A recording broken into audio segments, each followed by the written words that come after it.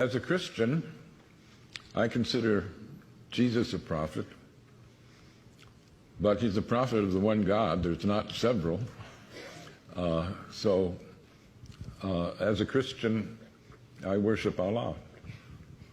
In the Quran, they ask Allah, through Muhammad, how they should pray.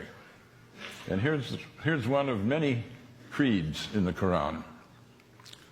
We believe in God and in what was sent down to us and what was sent down to Abraham, Ishmael, Isaac, Jacob, and the 12 tribes, and what was given to Moses, Jesus, and all the prophets by the Lord. We make no distinction between any of them, and we devote ourselves to him in all of them. That's a very inclusive creed. The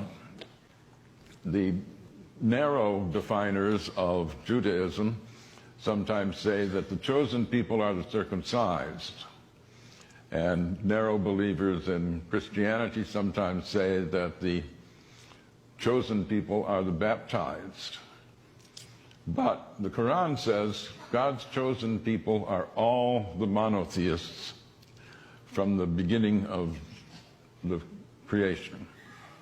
And when we think of the succession of prophets, they're given great praise. Muhammad praises Moses. In some ways, the most important prophet before Muhammad, though they're all directly from God, it's Jesus. Jesus is given a bigger accreditation than other prophets.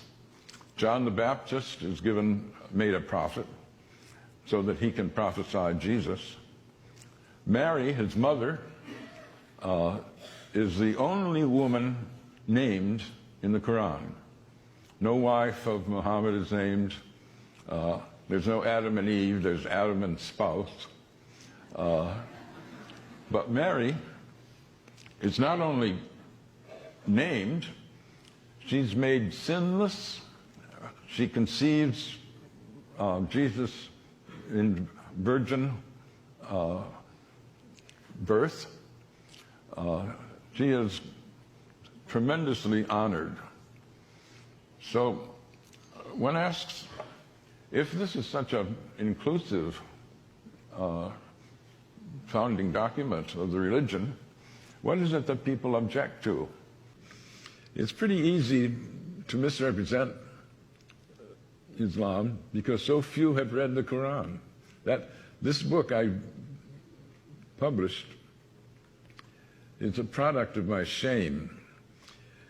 I was embarrassed. After 9/11, I was talking with a group of friends, academic friends, and we were wondering, is this really an Islamic event, the 9/11 attack? And at some point, people asked, well, who here has read the Quran? None of us have. And a friend of mine said, not even you, Gary? I thought you were a student of religion. And I said, yeah, that's the problem. I'm totally ashamed. And so I went and have been trying to repair that stupidity ever since. But I've tried in a lot of venues to ask how many people have read the Quran. Dare I do it now? How many have read the Quran?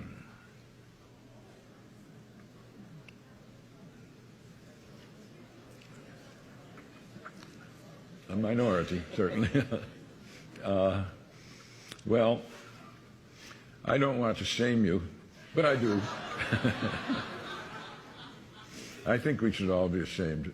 We're throwing our weight around in a world where almost a quarter of the population are Muslims. And not to know, how can you say the Islamic State is a false construct if you don't know what true Islam is.